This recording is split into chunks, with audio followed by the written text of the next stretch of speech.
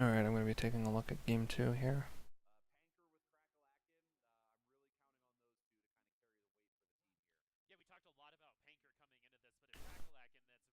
Interested to see no Moira on either side. Even with Savages running triple tank, I think Moira is really insane with triple tank right now. Maybe they just don't feel comfortable enough on it. They got the pin early, but they didn't keep their Ana safe. They have to back off right here. I hope Savages doesn't think they can. Yeah, it took them too long to back off. I think maybe. Poro just ended up like farming all like really hard here. He already has tire 30 seconds in. Hmm. Got too greedy and just pulled it out immediately and just got killed. And that means they just don't have as much poke for this tank v tank fight, and so the triple tank's just gonna end up winning.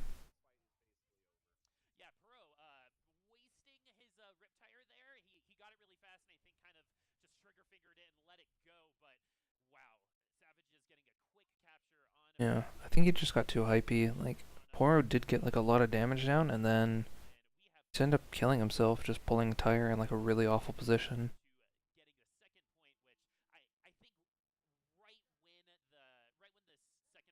When you're Toronto and you see the enemy comp, you have to play safer and have these longer engagements because you are going to win with the damage boost on your Junkrat and McCree, but you have to get the damage down first. You're not as tanky of a lineup. You just have to take these longer fights. Take these longer fights so your Junkrat can like burn their shield and actually get some kills.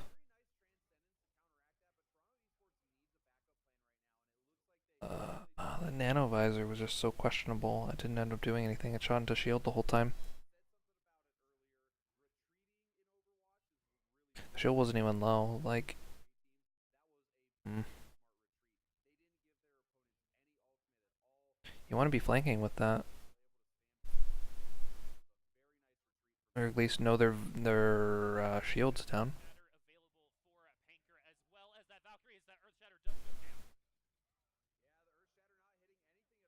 Yeah, they burn the shield.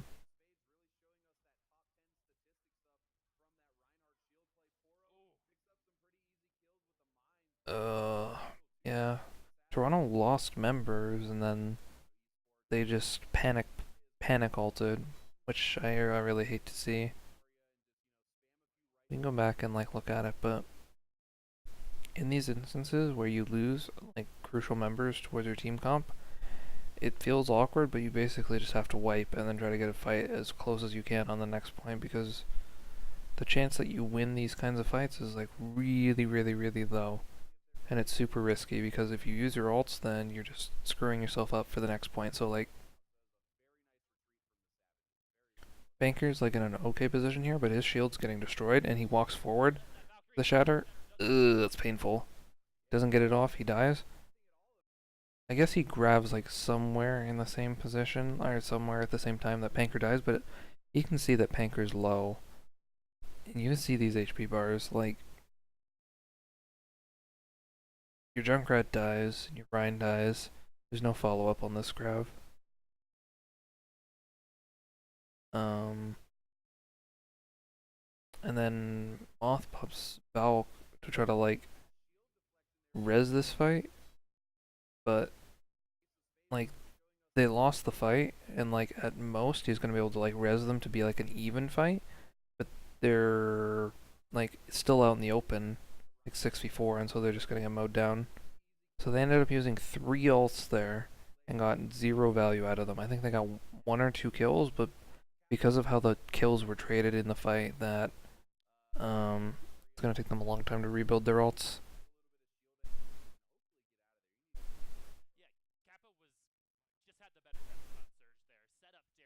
And then Savages only had to use 2.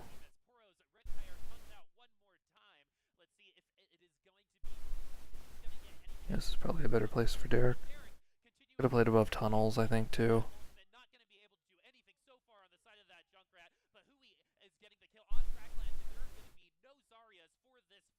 These are some NA visors if I've ever seen any.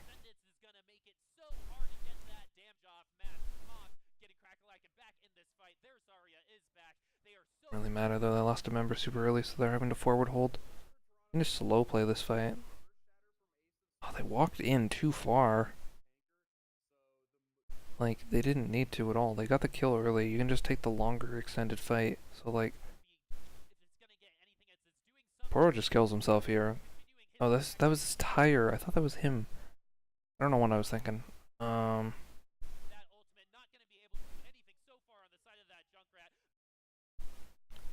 Now, see situations where you lose members and then they try to force the fight. So they trade Zarya's here, but they beat at like a really awkward time because no one's really gonna get value out of this. Like, Ui's like the only one taking damage. The rest of them are kind of all backed off. You know they all have ult disadvantage because they used so many ults last fight. You saw the tire. Like, you're not gonna get pressured here with the beat. So like, you watch the beat, and it basically just wears off on like 3 or 4 of the members like on its own without them even taking damage. And then we have a visor that's basically shot all into Rhine Shield and then into Trance. Or like imagine if he was up on high ground still or up on tunnels, he would just be shooting right now, and then once the trance goes down, then you use visor afterwards.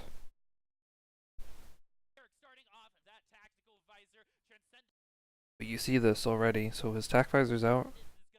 They still have trance. The trance has been getting mad value because they were getting shot that whole time by visor and stuff, and everyone was staying alive. They're able to regroup and push out now. And then everyone was too far forward because they were having to walk up in front. Because Dynamo probably wanted to get a nade. Lucio was trying to speed them.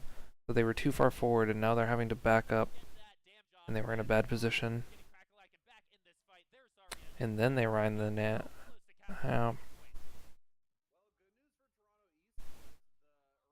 This is just like really late. Like they tried to force on them like super early when they were basically able to just kite back and use trance. You just have to plan around the trance, especially if you're going to engage on them. Because that fight was basically just won with trance alone.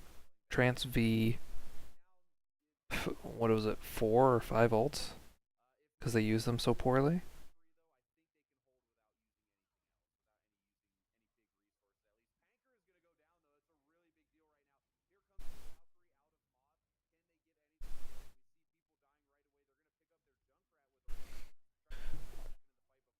Take a look at this fight again.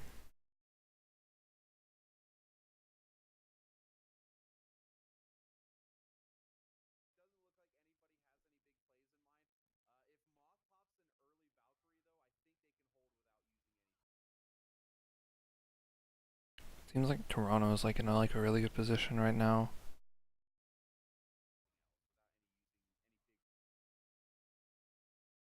Angry gets insta-killed, so does Zen. I don't even see the Zen here. Go back and see if I can find the Zen. Like, Toronto's in a good position. They have both their DPS on high ground, and only Hui is the one who can contest these two. Dano takes a lot of damage early. Okay, I think he just gets killed in the Rhine. Then the Rhine's out of position. Can't really do anything. I still don't know where the Zen is. Okay.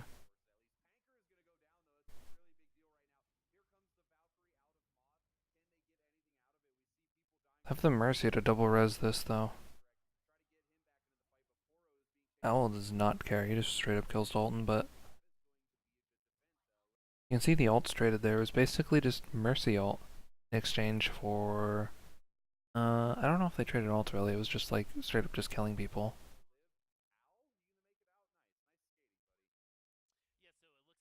I mean, they traded even on both sides, and then Moth was able to just res too.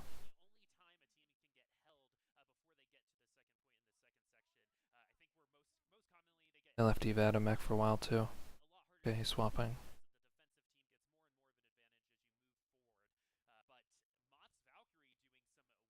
See, they lost their high ground control here, unless Hui goes like upper, and then forces them off, like hooks someone off from behind. With the D.Va before, they could at least push someone off, but now they just don't have any high ground control. Normally you get that from a Junkrat, but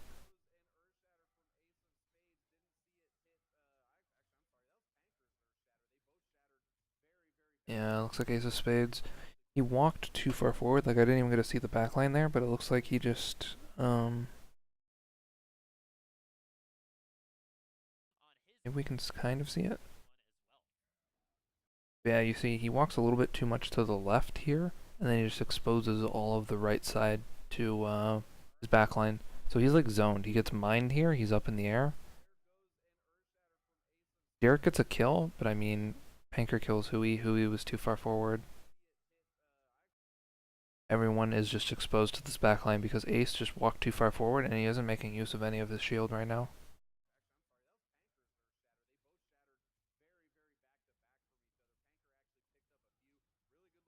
I think Panker just shattered like all their backline. Oh boy, when did that nano go down? It was not a good nano.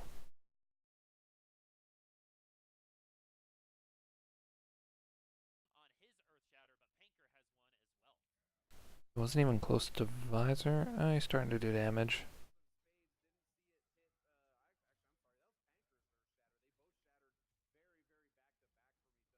He nanos the soldier when 3 of his teammates are dead, and Ace of Spades is half HP. And all of Toronto's up. Calling out Dino.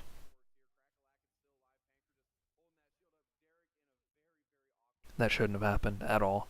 Because look, they would have flanked high ground maybe this fight, then they would have been able to nano soldier. Savages completely switching up their comp. They don't have a lot of time to build ults here. Usually on streets, you get your tank ults and then you just try to like combo them each fight. They're swapping so many members. They are at 4 new people with ults. So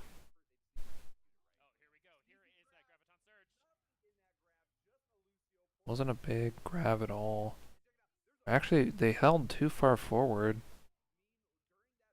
How did that even happen? I think like too many members tried to help support Crackalacken, and then that was a massive throw. Like they should not have lost that at all. But he just like went too far forward, didn't get enough people in his grab, and I probably told his team to like overcommit onto the grab and then put the back line out of position.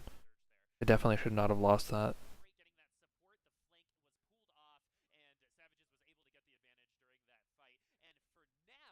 I'm super surprised.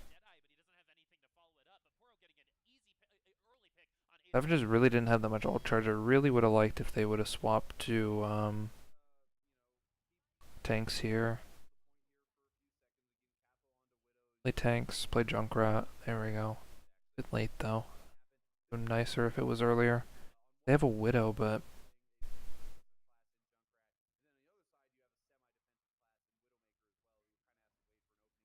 I don't know. I feel like it's too cheesy on this point. Like the whole LOS is like literally a Rhine shield right now. He isn't able to get a good shot on anyone. Like he gets a shot on the Rhine, but let's see. Everyone's just hiding. Junkrat's trying to flank pressure. This Widow just isn't able to shoot anything. It's Dalton. Dalton was out in the open. Okay.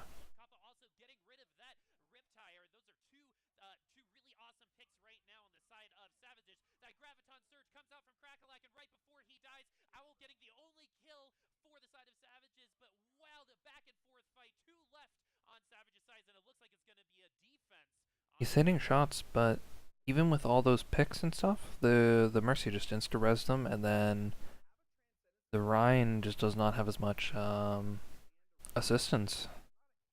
Poro, what are you doing, buddy? Why are you going Genji? I think Junkrat's what you want here. See what they can do though. I guess maybe it was just a stall swap where you can just pick it and walk back to point.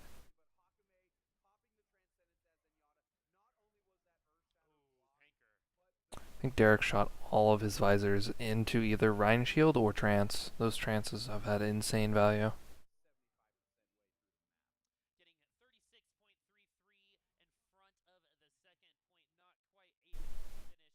I think Mercy Zen isn't that bad still. Might still be picked. I think people were too much on a bandwagon of like wanting to swap off of it and play dive much more, but I think it's still viable.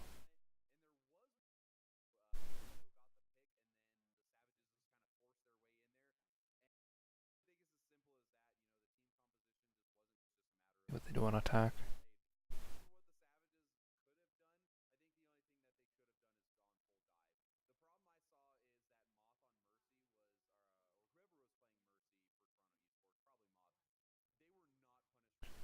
Savages running there, triple tank again. Derek, oh boy. He was out in the open, man. Like, you can't do that. They're gonna run Widow to even scout. They're just gonna pop you. Play that aggressively. Savages just has to hide. Ah, they're going in. I think you just wait. You had enough time to just walk back and get your member. Yeah, just don't have the same pressure.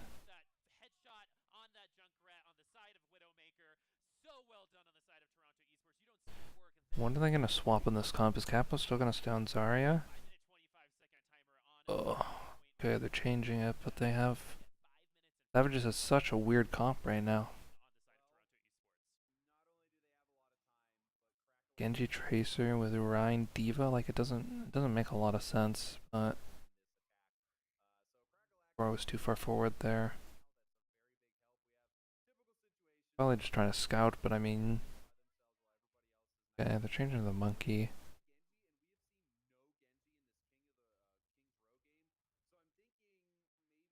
They're gonna have to like hide and jump on them, but during streets, especially in the middle of streets, it's really hard to get like a good jump angle. Tanks kind of just have to sit back and jump over the Rhine.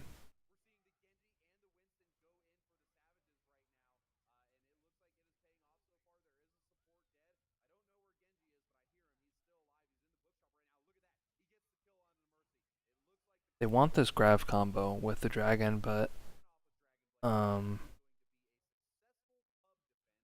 Dalton basically wasn't able to protect his backline at all there when they were dove, and so he's swapping it now. He was close enough where he could have just hit like an arrow or two and then comboed, but smart to swap.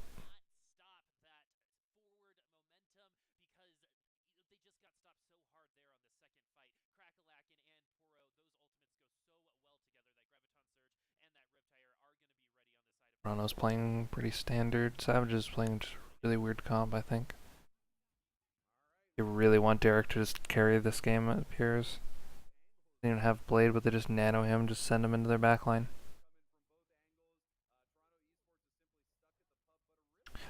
Yeah, they just, if they see a play going down, Toronto is just really good at just like letting the enemy just go for their play, and then knowing like, okay, we have double res, we'll walk in after the fact and res those people up.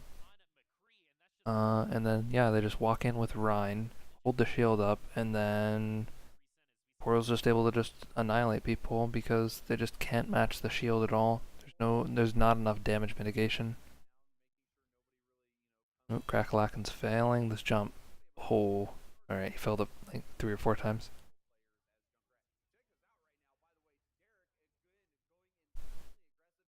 Savages is all in the Derek basket right there.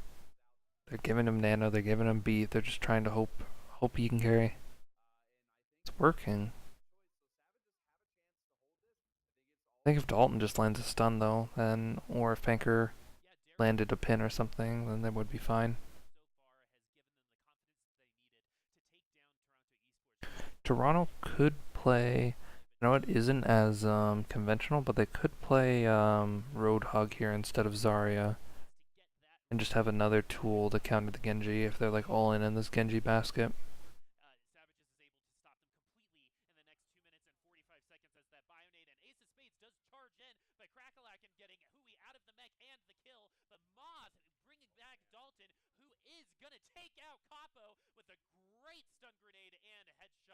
They stayed. They overstayed way too long.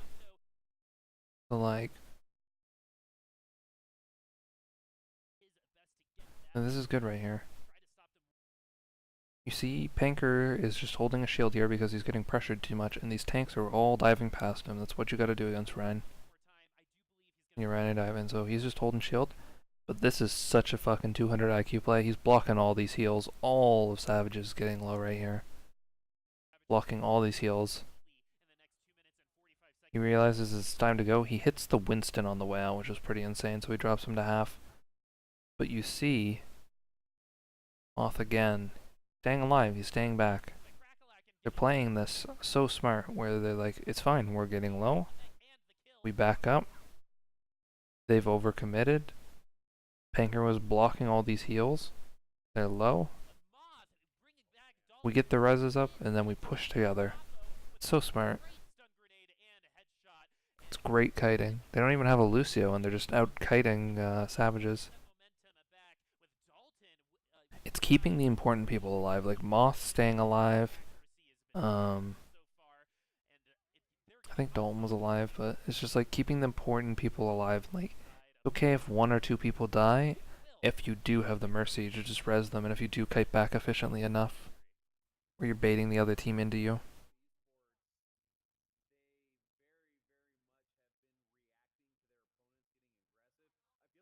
I know they have a lot of ults to choose from. They can really zone right here. Dalton can just sit way far back. Yep. With the supports, they're forced to dive. Do actually get a good dive off, but Moth has the double res again. They just aren't able to deal with this double res. I think Crackalacken was a little bit too far up, but now Toronto has just so many ults to come back in with. They can play this as slow as they want, and Savages are just forced to just put bodies on the point.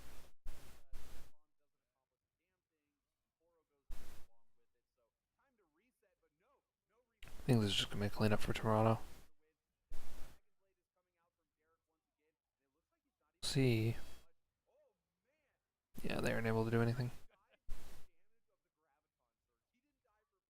That kiting was really, really good by Toronto. Kiting on streets. Kiting them back and rezzing them. Super, super smart. Basically just baiting them in and then punishing them by blocking their heals with the Rhine, and then yeah, this was this fight where Savages overcommitted, or I think it might have been Toronto. Got it backwards, but